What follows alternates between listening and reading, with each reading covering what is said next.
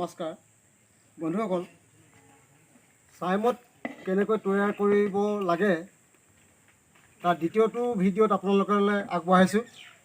কিখিনি আমাক চাইমদ বনাবলৈ উপকৰণ প্ৰয়োজন হয় সেইখিনি আপোনালোকক দেখাব বিচাৰিছোঁ। প্ৰথমতে আমাক এইটো 10 কেজি চাউলৰ আমি ভাত সিজাই লৈছোঁ।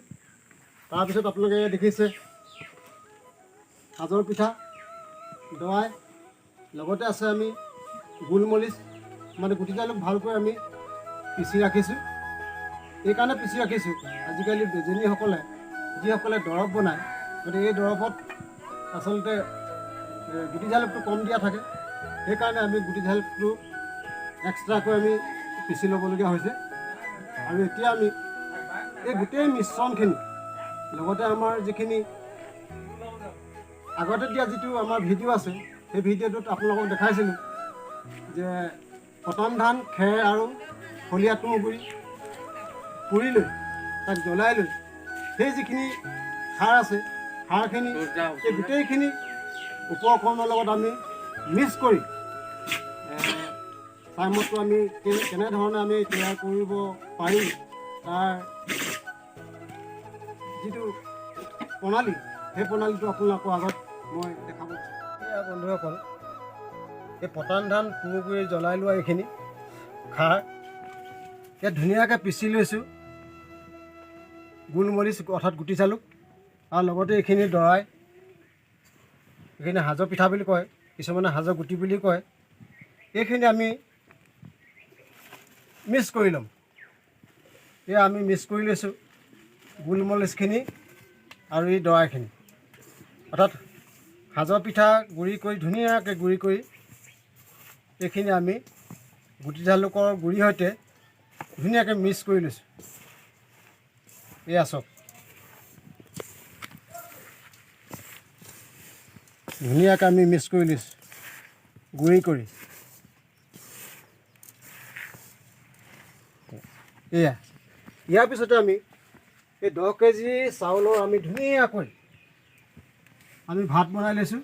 ভাতখিনি আমি নিয়ৰ কৰি লৈছোঁ, এটা এটা হৈ যোৱাকৈ ধুনীয়াকৈ কম পানী দি ভাতখিনি ভালদৰে ফুলাই আমি মেলি ৰাখিছোঁ। এতিয়া এই দৰাখিনি আমি এই মিশ্ৰণখিনি আমি মিলাই দিম, সানি দিম। এইধৰণে আমি সানি দিছোঁ ধুনীয়াকৈ, যাতে সকলো ভাততে এই দৰাখিনি মিশ্ৰণখিনি ধুনীয়াকৈ মিক্স হৈ যায়, ধুনীয়াকৈ সান খাই যায়।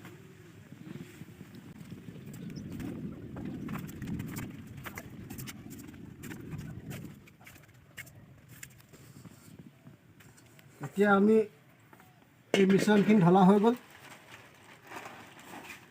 এতিয়া আমি ধুনীয়াকৈ এইখিনি মিলাই দিওঁ। গুটি জালুক, সাজৰ দৰৱ আৰু ভাতৰ লগত আমি ধুনীয়াকৈ মিশ্ৰণখিনি কুটা হৈছে সানি ল'ম। এবাৰ ধুনীয়াকৈ ফুলি থকা ভাত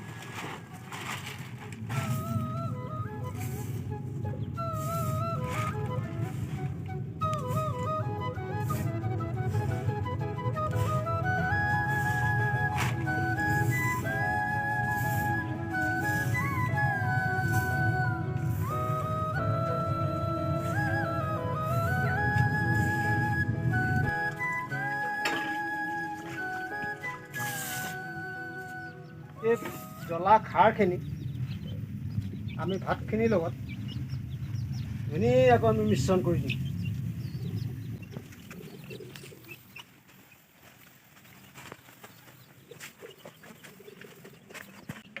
এতিয়া আমি পুনৰ সকলোখিনি উপকৰণ আমি একেলগতে সানি দিম, যাতে ধুনীয়াকৈ সকলোখিনি মিক্স আপ হৈ যায়।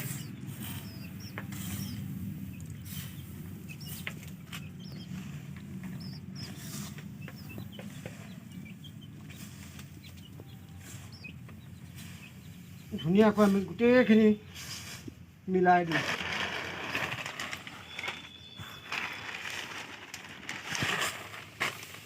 এই ধৰণে আমি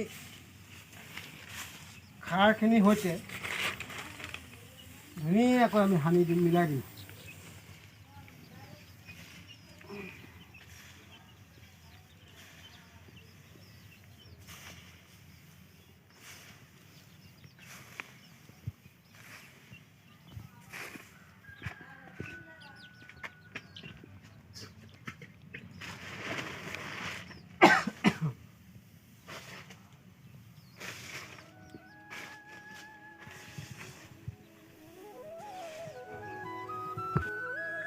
এতিয়া আমাৰ গোটেইখিনি উপকৰণ মিক্স কৰি কমপ্লিট কৰা হৈছে, সানি মেলি ধুনীয়াকৈ তৈয়াৰ কৰি লোৱা হৈছে। এতিয়া আমি ইয়াক পলিথিনত টোপোলা টোপোলা ভৰাই টোপোলা টোপোলাকৈ আমি ৰাখি থ'ম। ইয়াত দেখিছে কেনেধৰণে পলিথিনত সোমোৱাই আমি ইয়াক ৰাখি থ'ম।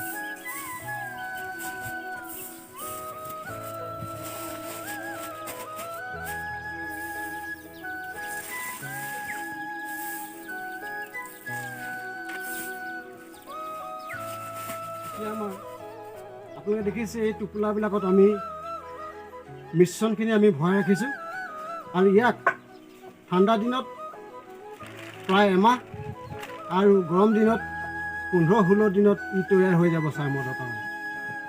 গতিকে পৰৱৰ্তী ভিডিঅ'টোত আপোনালোকক দেখাম কি ধৰণে পানী দি চাকি পিনানি চাই মদটো চকা হয়, চাই মদটো তৈয়াৰ কৰা হয়। আমি আপোনালোকে তৃতীয় ভিডিঅ'টোলৈ অপেক্ষা কৰিব লাগিব। গতিকে আজিলৈ আহোঁ, ধন্যবাদ।